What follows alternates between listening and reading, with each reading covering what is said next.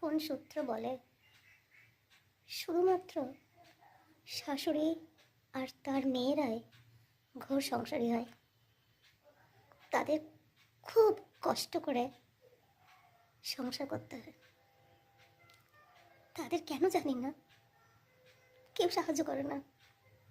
তারা সব একার হাতে করে। তাদের বাচ্চাগুলো খুব কষ্ট করে তাদের মানুষ করতে হয়। শাশুড়িও কষ্ট করে, শাশুড়ির মেয়েও কষ্ট করে। সেই বাড়ির বৌমারা যদি বসে থাকে, কেন বলো তো তারা কষ্ট পাবে না?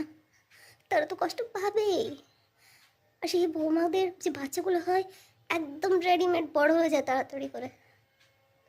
তাদের বাড়ির যে কাজগুলো বৌমাগুলো হাতের এক চুটকিতে সব কাজ করে দেয় সহজে। কেন কষ্ট পাবে না শাশুড়ি? কেন পাবে না? কেন বলো?